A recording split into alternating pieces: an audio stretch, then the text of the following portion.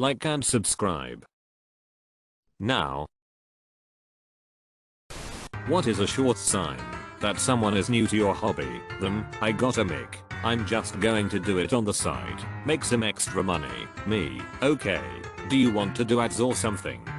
No. I want to voice anime and cartoons. Sup, want to make money at voiceover. Do ads. Want to voice animation. Get an agent and good luck. They want to make incredibly overly complicated recipes, or they want to 100% exactly replicate one of the best beers in the world. They're almost paralyzed by fear of infection/contamination. Missed my gravity by 2 points. Will it be okay? No, give it here. They ask one of the 10 or so questions that get posted almost daily to /r/writing, or they just assume they know everything already, and their first draft is brilliant, and won't hear anything to the contrary. 9 times out of 10, could you critique my writing? Tell me I'm talented and special. People don't want to hear your opinion. They want to hear their opinion coming out of your mouth. Blacksmithing. I've never forged anything, but I found some great spring steel, so I'm going to make a sword. What else do I need? First you need to forge 200 nails, so you can learn proper hammer swings. After that you're ready to make a bottle opener. I've scrolled so far for blacksmithing. I'm new. Just took a class and built my own brake drum forge with a rail anvil. The first thing I'm planning to try to make with the forge is some 4 tongs out of mild steel bar stock. Then it's tons of hooks and nails, which I've made already. Before I get close to anything else, I'm thinking skewers for something to up the skill. I once made my mother a set of 25 hooks for Christmas to hang around a new house, on doors and whatnot. Trying to make simple things that look mostly similar is a really interesting challenge. Why do my plants always die in a few weeks? I water them every day. Okay, I gotta confess. I killed 2 cactuses. The first one, I watered it every week, and it started to rot from the inside. The second one dried to death. I had to let it out. Everybody told me not to give mine too much water, so I didn't. Turns out that they need to be watered every year like clockwork. The good news is that a dead one looks a lot like a live one. Screams in succulents. My succulents look off today. Let me Google what it could be so I can fix it. Browning leaves could be a sign of underwatering, but it's also a sign of overwatering. Don't water your succulents too much. Unless it's drying out, then water it, but not too much, or else you overwater it. Succulents need a lot of light, but be careful of too much light, because some succulents might burn. Unless it's bonsai, in which case it's twice a day, unless it rains, or they die. Years ago, after killing many bonsai, I found a second-hand Japanese bookshop in London as I was walking past. So I go on and ask for a beginner's book on bonsai. This is way before Google, by the way. Anyway, the guy gets this amazing book, so I buy it. First thing I read at home on chapter 1 is it takes 10 years to learn how to properly water bonsai and you will kill many of them. I gave up bonsai after that book, so I took up orchids, because I'm an idiot. 25 years plus later, and I have now stopped killing orchids and can get them to flower, but that's literally in like the last couple of years of that time. I might try bonsai again one day. They talk about turning the hobby into a business. First project, I'm making a baby blanket, crochet, and I can say this because I did this as well. It takes much longer than it seems like it should to make a blanket. I've been crocheting for close to 20 years now, and I still suck at finishing baby blankets. Haha. Hoard yarn and start 12 whips that I rotate through as one bores me. Heck yes, I have made 2 baby blankets, one for my niece and one for my daughter. The second one took almost as much as cooking up my daughter. I finished a week before she was born. Now my sister is pregnant, and I don't know if I will even start one. The first project I ever attempted was a blanket, not a baby blanket, a fine blanket. I probably would have successfully finished a baby blanket, but my full blanket literally caught on fire, unrelated to the crocheting process, 3/4 of the way through, and I've never attempted a blanket again, lol. Hi guys, I'm looking to buy a CNC router. My requirements: I want to cut aluminum, steel, titanium, and unobtainium. I'm looking for precision within 0.001mm at least, but 0.0001mm would be better. I need a bed at least 1 meter by 2 meters, but 2 meters by 4 meters would be better. Automatic tool changing is a plus, but not strictly required. My budget is $1,000. Which machine would be best for me? They buy a fishbowl, posting on r/aquarium how's my setup, and they have Imaginarium neon rocks, and no filter. Why would I have to treat my water? It comes out of the tap clean. My favorite is, what is wrong with this fish? And it is a full tank shot of like 20 neon Tetris. Under baking bread because they are afraid to burn it. It won't burn that fast. Just leave it in the oven. Eater, I just want to say, for all the droves of people saying undercooked is better than burnt, the window between undercooked and burnt with bread is vast. If you like raw dough, sure, good on you. But bread doesn't go from undercooked to burnt in a split second the way other things do. If your bread is still pale on the outside, you can leave it in for at least another 10 to 15 minutes without it being burnt. And that's being really conservative with my timings. Imo. Bread is only ever overcooked if it is burned. Some breads do get too dry before they're burned, but in general dark brown is better than barely tan and gummy. I have a great idea for a new board game. I have never made a board game before. It's like a combination of Monopoly and Risk, but I don't want to give more details because I don't want someone to steal my idea. Can anyone make art for my Kickstarter? I'll give you credit, or they explain the concept to you. So it's a bit like Carcassonne. What's Carcassonne? Sounds like every Wannabe entrepreneur pitching his idea to a developer. It's like a dating app, but for dogs. That's all I can say. If they are thinking about making a small business based around a crafting hobby, I tend to see a lot of people begin talking about making a small business out of hobbies they haven't even started yet, or are very early into it. I love knitting. It's one of my favorite things to do. I would not do it for money. The amount of effort I would have to put, it would not make it fun anymore. I posted a pair of socks I'd made for myself the other day, and one of my friends said you should make those to sell. Which sounds great, until you find out that it took $50 of premium yarn and 40 hours of my time to make a single pair. A lot of people don't realize how much money goes into craft materials. Then they say, why don't you just use cheaper materials? For me, I'm a bladesmith. I don't use cheaper steel for the knives I make because they would get dull or chip easily. I'll put many hours into my craft too. There's no way I wouldn't factor that into a price if I listed one for sale. I paint miniatures and make terrain for D&D. Nothing overly special, firmly middle of road, and do it for fun. Every person I have ever shown it to states I should start an Etsy. They are well-meaning. But no, if I had a nickel for every time a family member told me to start a business out of insert niche hobby thing here, I'd never need to sell anything.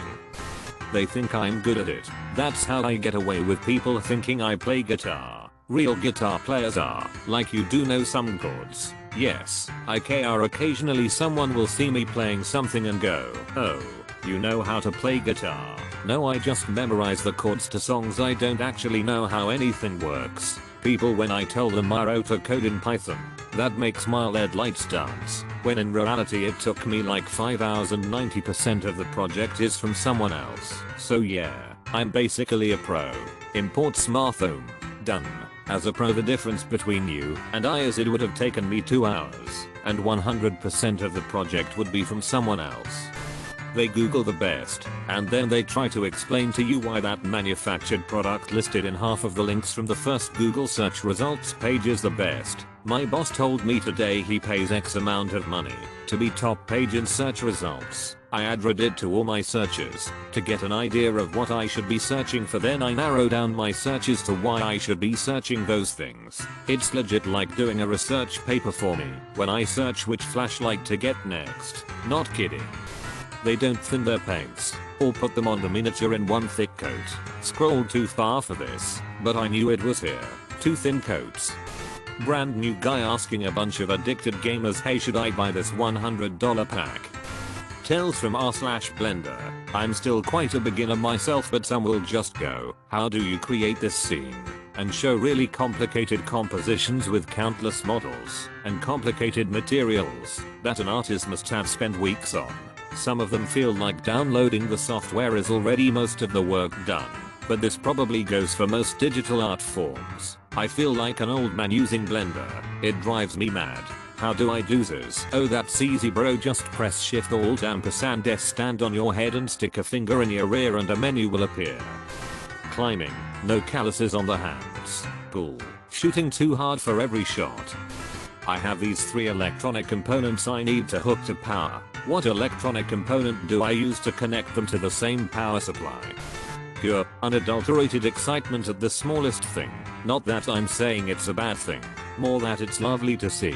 A few weeks ago I replaced a ceiling light in my apartment, including rewiring, and will still walk to the room, just turn it on and off over and over in disbelief that I really did it. A long time ago my car broke down, so before I sold it for pennies on the dollar I took my aftermarket stereo out. I wanted to use it, so I figured out how to wire it up in home. I never built a case for it, so there were wires everywhere, but I love that thing. Like you said, for your light, you always think I made this damn thing every time you use it. Sometimes it's helpful to see someone else take a new delight in some thing we've come to take for granted through familiarity. It keeps us actually enjoying our hobbies, rather than grinding away, because it's the thing I do. If they ask how to swap an engine into their car, or how to turbo their car, it's a sure sign that they're new to working on cars. The questions aren't necessarily bad, but there's so much work involved in the answer that those questions are way too vague. They're trying to get in way over their head if they don't have the basics figured out beforehand. Ditto on people asking how they can add a lot of power to a base model Mustang or Camaro. There's nothing wrong with the base model, but there's a good reason that the answer is usually sell it and buy the V8. You'd spend just as much money modding the V6 or Turbo 4 and wind up with a vehicle that has maybe the same power output as the V8 at best, but significantly worse reliability. If you're trying to make power, your money very often is best spent starting off with the model that has the better engine. How can I get my V6 Mustang up to 500 HP? I have a budget of $500 and this is my only car.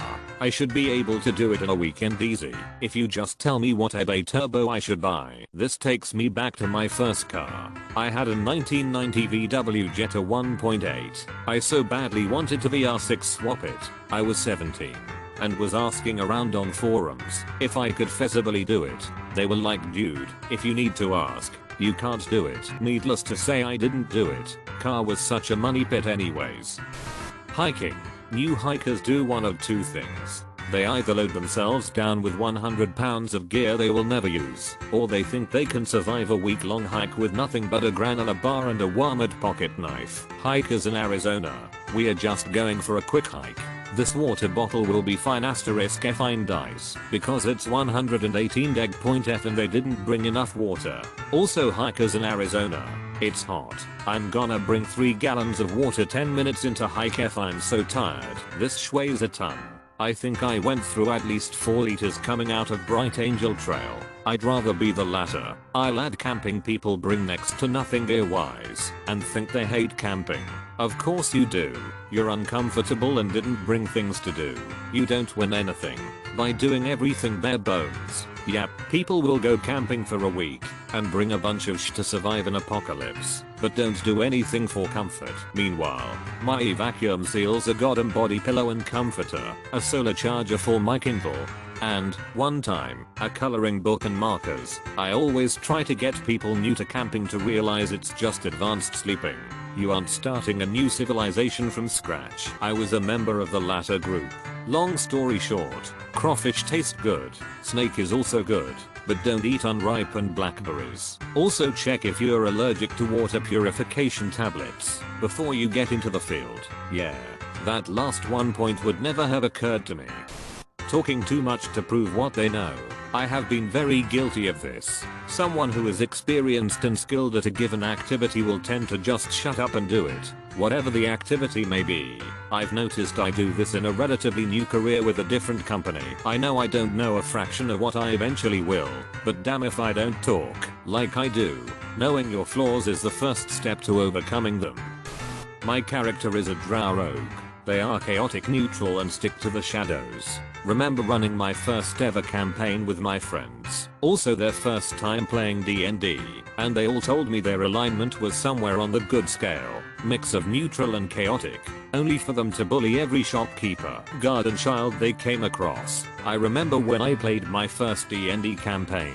Everyone was inexperienced, so most of us went with a really standard character. One friend had a dragonborn, outcast chief of his tribe. His mission was to get back to his tribe, form an army by befriending other tribes, then win the upcoming war. I swear to God he was more evil than the big bad evil guy. My character was like twice his size and could snap his neck just by looking at him. And he feared me lol. So sometimes I drifted into the right direction.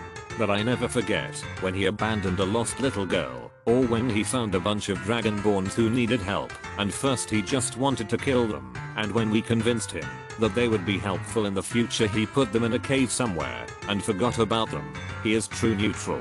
Allow me to introduce you to the 2021 version of this. My character is a tiefling bard. They are chaotic, horny and stick to anything. Frequent post on r/music production. Hi everyone.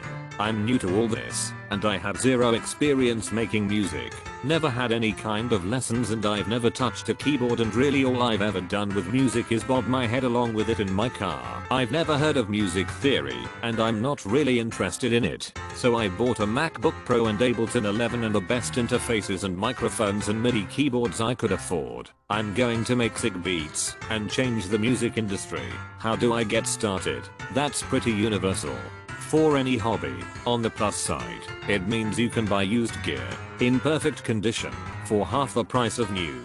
This is exactly how I put together the woodshop in my basement. I bought used stuff off of Craigslist for a fraction of what it would have cost new. I learned how to service the tools, get them running well, and keep them that way. It's an affordable way to get started. Just buy S drummer, S keys, a few loops and you're done. /s. There is a lot of those type of questions there, which is weird, since there's a million free tutorials. If someone is using FL Studio, the channel in the mix is amazing for it. Like learn everything is a week levels. Almost. That guy edits everything so damn well. You actually could make EDM style music really easily in FL. I used it for non-electronic music forever because it was so simple, but for other DAWs, there's seriously hundreds of good tutorials to get started. I've never heard of music theory, and I'm not really interested in it. Unrelated. But I just started trying adult piano lessons. After quitting in my early teens, I bought a theory book, read a bit about time signatures, and understood it. Took me over a decade to just sit down and have a good think about time signatures. How stupid is that? A huge part of why I or my peers dropped hobbies or lessons when we were kids was just because we weren't ready to care about it. You think I wanted to learn to dance when I was in elementary school? Hell no. But now, at 29, if I found a good salsa or tango class for adults, I'd be there. Some people just don't want to go to school all day and then deal with even more structured learning.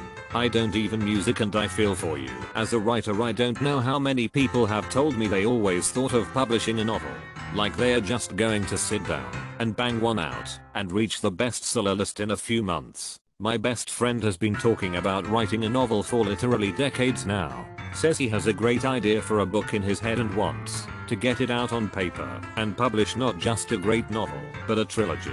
Asked me if I'd be willing to read it and give my critique, since I enjoy reading. He's been talking about writing this book constantly since high school. We are both in our 40s now. It's been over 20 years, and he has written maybe 10 pages, if that. Jesus, am I sick of hearing about the great book he wants to write. My sister has 4 novels published, and she's trying to sell her 5th. It's frightening, the number of people who have approached her with, I have an awesome idea for a story. If I tell it to you, you can write it, and we can share the credit. UMN. No, they're asking sister to do 99.9% of the work, but only take half the credit. You're only trying to freeload off the royalties. Brenda. They can't say the word cock with a straight face / without blushing. Chicken farm or amateur porn. Badminton. When I worked on sailboats, even the folks with decades of experience giggled at the word cork. I feel like the person with 10 minutes of experience is always a dick to the person with 5 minutes of experience, while the experts are helpful or exhausted from being helpful. They buy super expensive equipment before they know how to use it. It's always either this, or they go against everyone else's advice and buy the cheapest option and end up upgrading anyways almost immediately. I think I just made this mistake. Yep, kids with $600 paintball markers, guns, and $30 eye protection. And asking questions about their own equipment for which the answer is on page 2 of the manual. Yes, my hobby is horseback riding. People will buy all kinds of gear, including the living, breathing, 1,100 pounds animal, without having a damn clue as to how to use it and or care for it. What's the starter way to get into this hobby? Rent a horse. 100-mile bike ride in summer and they show up on a cruiser with panniers and a single water bottle. I'm nervous playing a round of golf with only one bottle of water.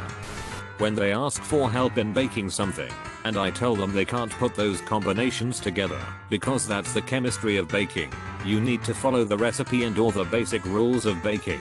Don't expect something nice to come out if you don't know your ratios for baking properly. An example would be a friend that asked if they could make lemon curd cookies by using their leftover curd and putting flour in it and baking it. I said please don't do that because XYA. Guess what? They did it and made cement lemon flavored cookies. Smoke on the water. They always ask, so who are the good guys? And then are shocked when I tell them that there are no good guys in the 41st millennium. As someone that has literally never seen / held a model or had anything to do with 40k but has spent more than 5 minutes on the internet, even I know there are no good guys, only war. They ask if they really need to buy all the books, D&D. Their hobby is open heart surgery. They're full of enthusiasm and the humility to try something they don't know much about.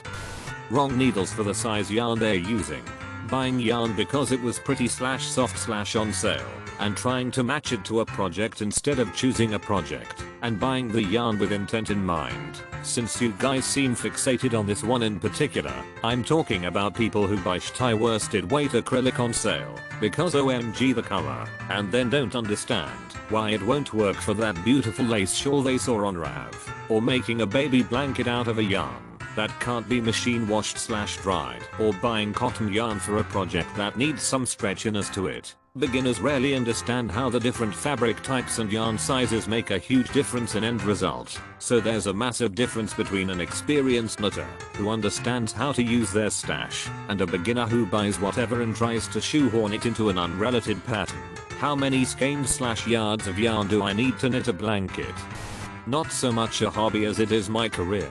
But for many people it is a hobby. When one of my new private violin students opens their case and it's a bright blue violin from Amazon, it sounds like it's impossible to play because it wasn't constructed correctly and it was only 60 bucks. If you're interested in playing an instrument, ask an expert where to get an instrument. Amazon is never the answer. Rent an instrument until you know what you want. They bought a bunch of expensive stuff, or they bought a bunch of cheap stuff. They say stuff like stretching and rest is unnecessary. Do you see a lion stretch? No, I don't, Toby. But I also don't see a lion sit at a desk for 8 hours before trying to run 10k. As someone who has worked with lions for years, I can tell you with 100% confidence that lions in fact do stretch, especially after lying down for a while and before doing something physical. Take that, Toby. Stretching is 46% of what my roommate's cats do. They don't keep their finger off the F-fine trigger. Botch docking / ice sail. Docking takes practice. I'm a chess player, and whenever someone talks about a weird porn glitch that happens on the major chess websites, I know they are new. You see, the weird porn glitch is actually a legitimate feature of the game. It just doesn't happen very regularly, which is why most beginners are not aware of it. It's called en passant. So yeah, to all these beginners I say, Google en passant. I have a weakness for en passant. If the opportunity presents itself, I will always take the en passant capture. It's just such a fun rule to invoke. Bootiti rasi ing is badi. Tracing helps a great deal to learn composition, to learn someone else's art style and process, and get used to drawing new things you didn't know how to draw. If it feels like it's cheating, it's because you're not using it right.